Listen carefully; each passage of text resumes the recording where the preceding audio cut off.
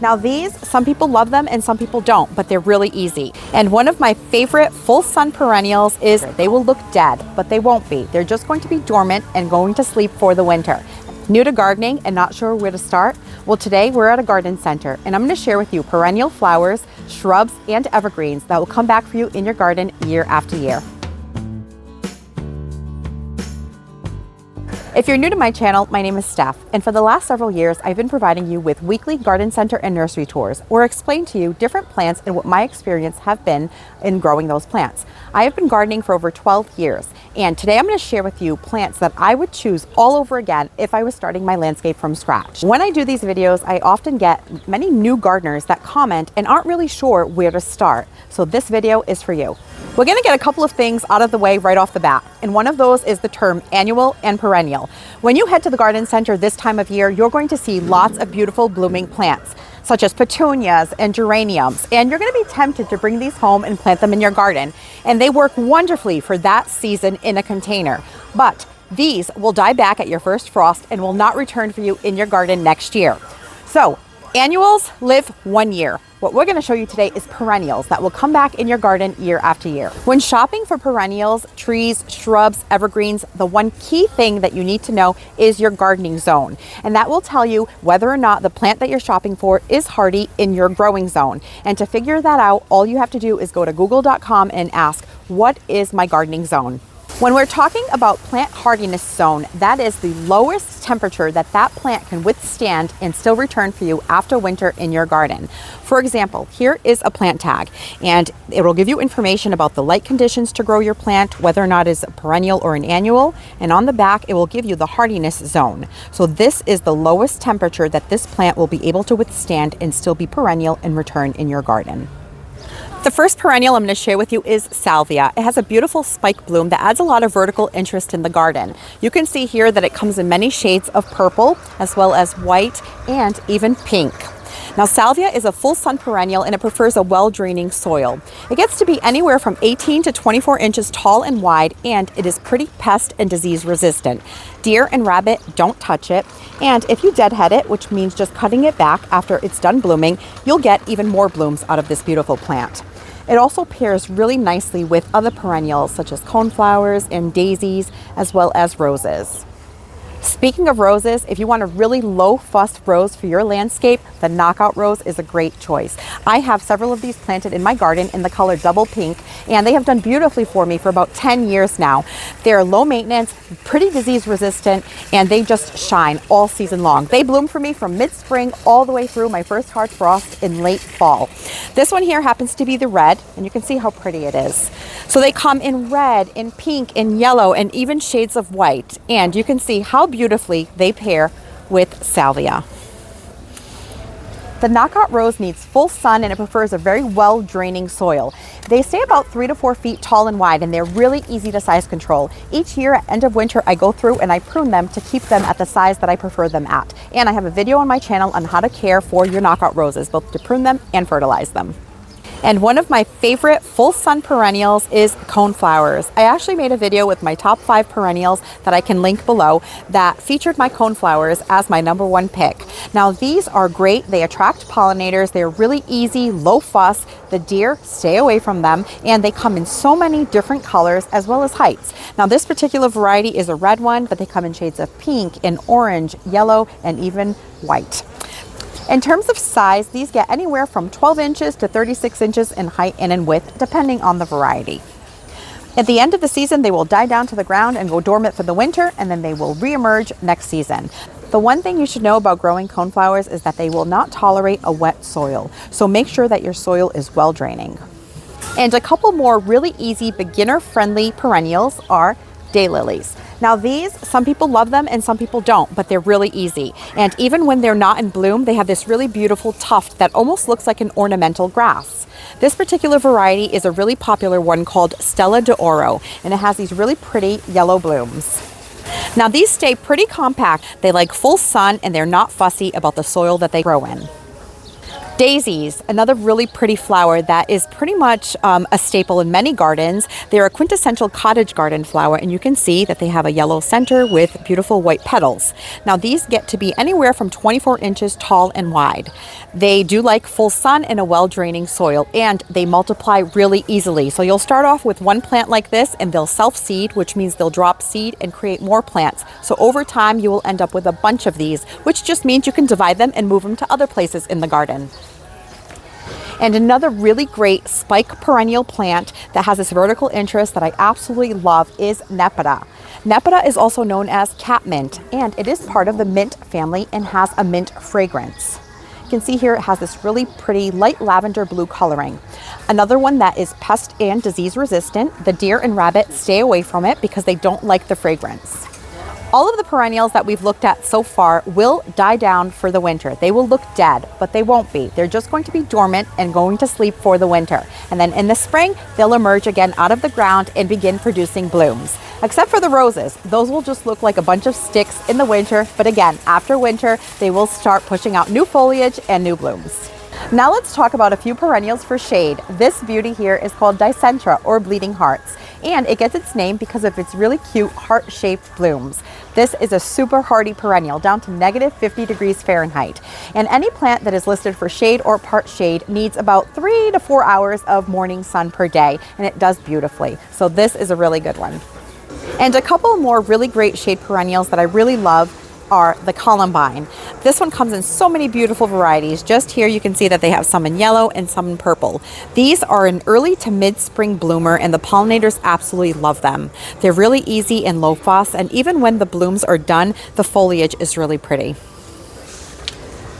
Lady's mantle, another really great shade perennial. I've started growing this in my garden a couple of years ago. It is really easy to grow and has really beautiful foliage. So another one that when the blooms are done, you'll still have gorgeous interest with the foliage. It holds on to raindrops really nicely, and it gets these sprays of chartreuse green yellow flowers.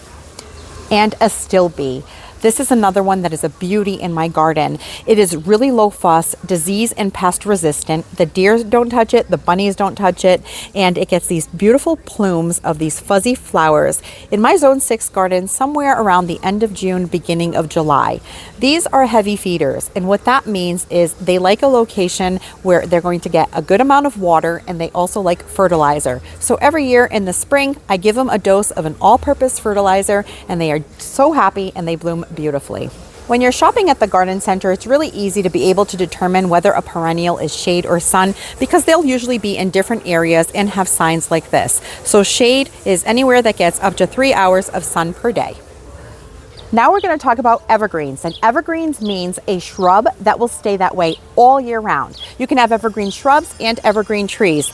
This happens to be one of my favorites. I've had this growing in my garden for 12 years, and this is a blue star juniper. It has the most beautiful blue coloring, and it's relatively compact. After 12 years, this only gets to be 3 to 4 feet in diameter and only about 18 or so inches in height. So this makes a wonderful shrub or evergreen for a front of a border because they stay relatively low.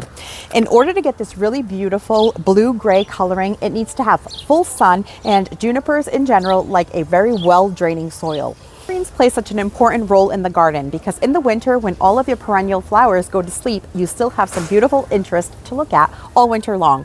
Another one of my favorite evergreens is this one here. This is a gold mop cypress. Now this will get about 3 to 5 feet tall and wide, and it also loves full sun. Anytime that you look at an evergreen that is blue or yellow in color, it prefers a lot of sun in order to keep this beautiful golden color or blue coloring. Now this one here, you can see that the areas that are shaded underneath the leaves stays more green. That's because they're not getting as much sun. But all of the top of the shrub that gets hit by the sun is nice and golden. This has a really beautiful kind of airy shape and texture with some arching branches, and it's just really graceful looking. This one here I've had in my garden for also around 10 years, and it started to get a little bit large for the space that I had it in, so I was able to prune it into a small topiary tree, and I do have a video on my channel about that, and it looks really beautiful and interesting, and I absolutely love it. So this is another really great staple evergreen for your garden. Here's a quick tip about buying some of these shrubs. Now here we have 2 examples of the gold mop fall cypress. This one is in a small, 1.5 gallon container or so for $16.98. And here we have a larger, almost 3 gallon container for $29.98. Now the pros and cons are the price as well as the size. If you want instant impact, you can go with the larger shrub at a little bit higher price, but they also have a larger root ball, so it'll be a little bit more work to plant. If you have time on your side, you can go with the smaller shrub that will be more affordable and easier to plant, but it'll take a little bit longer to get up to size. But I will tell you, in this particular example, these grow pretty quickly. You can see that I'm standing here among a bunch of different evergreens, and it provides so much visual interest when you set up your garden this way with different colored evergreens. We have green, we have shades of blue and yellow. This is what's considered blue in a garden when it comes to evergreens. Now the one that I want to show you is this beauty here, and this is a Hinoki cypress. I have various Hinokis growing in my garden, and the key thing that you should know about these is that they come in different colors, both in green and in gold, as well as different sizes. This one happens to be a more compact version, and it is the Hinoki Cypress Verdant. And this particular one gets to be about 36 inches in width and about 3 to 8 feet tall.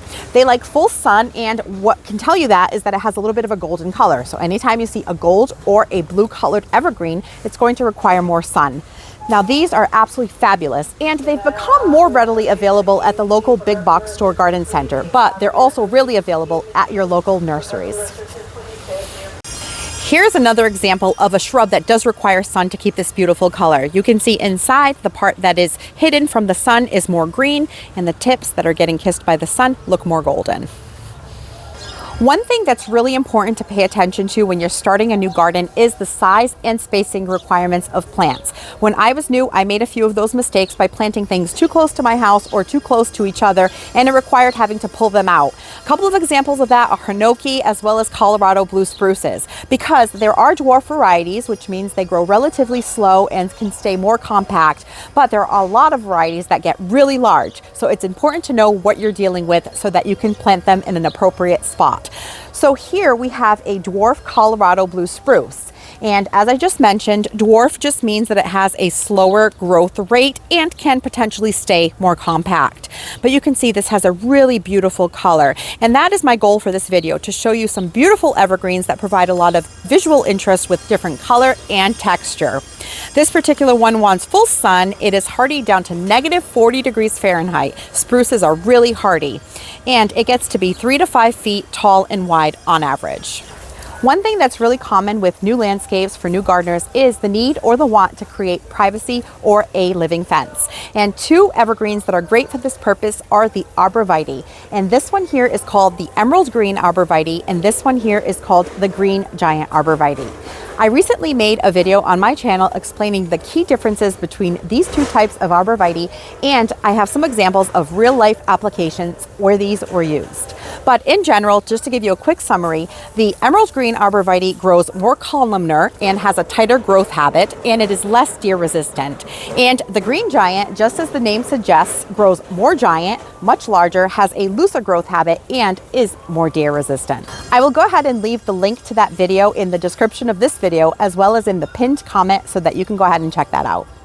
Let's talk about hydrangeas, which happens to be a deciduous shrub. And deciduous just means that it loses its leaves, just like trees. So in the winter, these will lose their leaves. Just like the knockout rose, they will look like a bunch of sticks. And then the following spring, they will start pushing out some new foliage. Now, the great thing about hydrangeas is they have the beautiful blooms, right?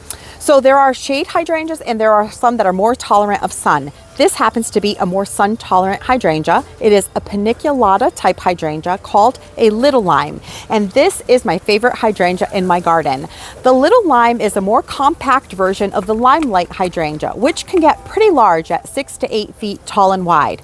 The little lime stays compact at 3 to 5 feet tall and wide.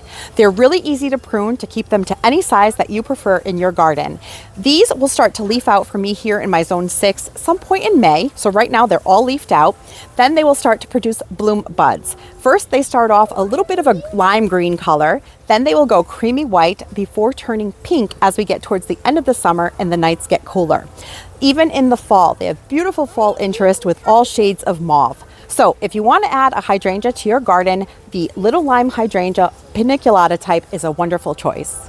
If you have a part sun or shade garden, you can still grow hydrangeas, and the more common varieties to grow in a part shade situation is what they call the macrophylla type or the mophead or big leaf type hydrangeas. They go by all of those names. This one happens to be a proven winners variety called Let's Dance Can Do, and it is a reblooming type of hydrangea. Now these get to be 3 to 4 feet tall and wide, but some of the older varieties like the Nico Blue can get much larger. But if you do have a shady garden and you still want to grow hydrangeas, this is another great option. Like the little lime that we just looked at, this will also lose its leaves for the winter, but it'll come back next season beautifully. One more thing about the big leaf or macrophylla type hydrangeas that like part shade. Many times people will equate these to the hydrangeas that they see with the big blue beautiful blooms. But whether or not you get the blue blooms is really dependent on the type of soil that you have your hydrangea planted in. If you have a more acidic soil, your hydrangea blooms will be blue. But if you have a more alkaline soil, your hydrangea blooms will be pink or purple. So just something to note, if you go ahead and you plant some of these in your part shade garden and you're expecting those blue blooms, the color that the blooms will turn is very dependent on the type of soil that you have them growing in. Now let's talk about some grassy type perennials that offer a lot of movement and texture in the garden. This here is a grass-like perennial called Acorus sweet flag, and I absolutely love this in my garden. It's also a problem solver plant for me because I have some soil that stays really moist, and this does wonderful in that type of soil. It likes part sun, but I have mine in full sun and it still does pretty well. And what I love about this particular Acorus sweet flag ogon is that it will stay evergreen for me here in my zone 6. So this does not die back all winter. It will go a little bit paler yellow in the winter months, but then in spring and in summer it'll get really vibrant yellow and green. But grasses are a wonderful addition to a garden. We just finished taking a look at the Acorus sweet flag, which is a really low growing ornamental grass in that yellow coloring, which looks really great in the front of a flower border. Well, here is an option for a taller vertical grass that looks really beautiful in the landscape and offers a lot of movement. This is one of my favorites that I have in my garden, and it is the Carl Forrester reed grass. This is a more compact variety of ornamental grass. It stays only about 3 feet in diameter and about 4 to 5 feet in height. You'll see that when it starts off, it'll just look like a clump of grass, and then it will send up what they call blooms on grasses, which are these fuzzy plumes. And these almost look like wheat. They look really beautiful and offer a lot of interest in the garden throughout the whole season and even in the fall. Once the season is over, you would go ahead and cut these down to the ground, leaving only about 2 inches or so on the plant, and then they will emerge with all new foliage in the spring. If you're looking for a feature landscape tree, a Japanese maple is a great option. They're relatively easy to find and readily available. These here are red varieties, and here we have a Tamakiyama, which is a lace leaf Japanese maple, and that just refers to the shape or style of the leaves. They have more of a cut shape. Now these stay relatively compact, getting only about 10 to 12 feet in height and with a similar wingspan. They're very easy to keep size controlled by pruning them. Now this one here is a more upright variety. It's also considered a medium-sized tree, and it is a bloodgood Japanese maple. The bloodgood have what they call the palmatum style leaves, and that is a solid leaf shape. Now both of these are red, and they can both be size controlled with proper pruning. The bloodgood here gets to be anywhere from 15 to 25 feet tall and wide. Now both of these prefer part sun, and they need a relatively moist but well-draining soil. These are great options for the front of the landscape or even in a flower border. I hope this video was helpful to you in showing you some plants and some evergreens that you can plant in your garden to have beautiful interest for years to come. Thank you so much for spending your time with me, and I'll catch you in the next one. Thanks for watching this video. If you liked it, please hit the thumbs up button, and please consider subscribing so you don't miss any of my future videos. And we'll see you soon.